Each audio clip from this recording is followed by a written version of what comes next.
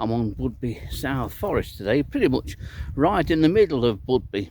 I've come here to look for a species that I've only found once, and when Dillis and I found it a number of years ago, it was the first record for Nottinghamshire, and it remains the only record for Nottinghamshire. It's Coleophora juncicolella, and I'm looking for a tiny larva in a tiny larval case in all this lot. But I do have some help in the form of the old beating tray. The idea being to beat the foliage of the heather and then sit and gawp at it till something moves.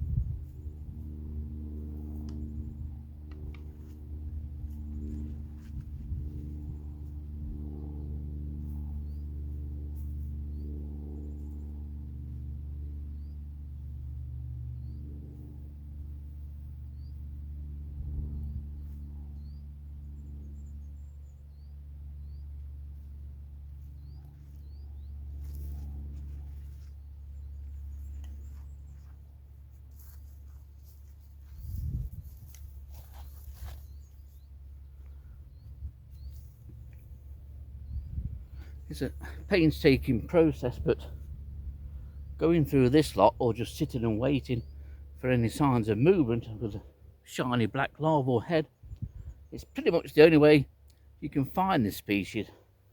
You can record it as the adult moth, of course, but then, like many Coleophoras, you've got to chop it up to determine the identification.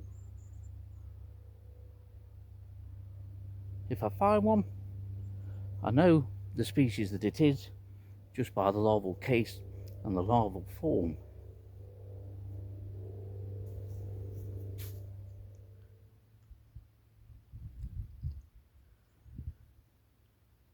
Well, I've now gathered quite a lot of material. It's mostly the old flowers themselves and the tips of the old shoots that have died, and it's in a small section of shoot where the larva will be found.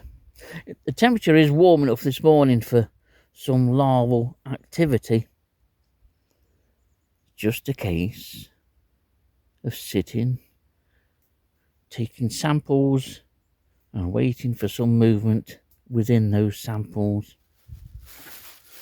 What I've decided to do is, rather than waste time sitting for half an hour waiting for a slight bit of movement on the sheet, I'm collecting material, taking it home, and then when it's dark later on tonight, or if it's raining tomorrow, I can sit at home and look through it at my leisure. That way I can spend some time actually looking for something else here. So it's time to collect some material. You never know. We may get lucky and find a 3mm long larva.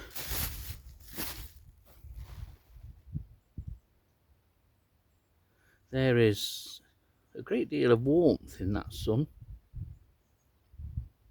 Higher in the sky now than it was this time in January or December. And we're heading towards spring, another 3 weeks before astronomical spring. Meteorological spring starts tomorrow by all accounts, but it feels like early spring today. Insects are starting to appear more regularly now, especially hoverflies like Aristolis pertinax and Aristolis tenax. I've had the first bumblebees, the first honeybee in the garden earlier this morning. things are waking up, and I wouldn't be surprised to see a butterfly today. I wouldn't be surprised at all. It's absolutely glorious. Look at the colour of that sky. Almost makes you miss December, doesn't it? Well, here's our tray of heather leaf litter, you could say, containing mostly the old flowers themselves. They're the sort of roundish light brown bits, and lots of dead foliage too. What we do now is we sit and wait. We're looking for a larval case which will probably be 3 to 4 millimeters in length, no more than that. So with the tray covered in spread material, it's just a case now of sitting and looking for movement. You won't be able to detect these by sight. It's that movement that you need to be looking for. And of course, got to hope that there's one in here somewhere. Slap bang centre of the screen, you may be able to detect a little bit of movement, and you can see why it's better to bring a sample home. I'm now in the comfort of my own home. I've got a cup of tea at the side of me, and it really is a cup of tea too. And within a couple of minutes of spreading the material out onto this tray, I detected movement, something different, apart from the lots of tiny spiders which you'll get if you collect a certain amount of this kind of material, looking for the larval case of Coleophora juncicolella. And this is the second confirmed record for Nottinghamshire, from exactly the same site, within just a couple of yards of where Dillis and I found it back, and well, about 10 years ago now. It must be on other heathland in the county, and that's going to be the next job. Looking, doing some quick surveys, collecting some samples, bringing those samples back, and I can just sort through those samples on a night time. Managed to get a little bit closer, and there you can see the construction of the larval case and the head of the larva itself. This is a species which is, well, probably widespread but restricted at the same time through habitat. You'll only get this in areas of heathland or on moorland. Despite our generally very good knowledge of county flora and fauna, there is always plenty still for the modern entomologist or naturalist to do. This moth, Coleophora juncicolella, wasn't discovered in the county until 2015, and that was after Dillis and I were prompted to go and look for it after Martin Gray found it in Lincolnshire earlier in April 2015. And we found it at our very first attempt, very first sample. I didn't sample as much as I have done in this video, and I still promptly found it. It's something that you can look for now right up until late April, and the later you look, the larger the cases will be, but they are easy to find using the method that I've shown in this video.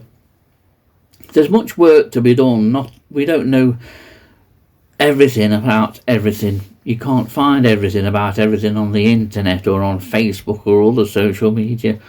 Some things you still have to go out and find for yourself, and for me, that's the big part of it. That's the real fun of it, going out and looking for something which might not even be there.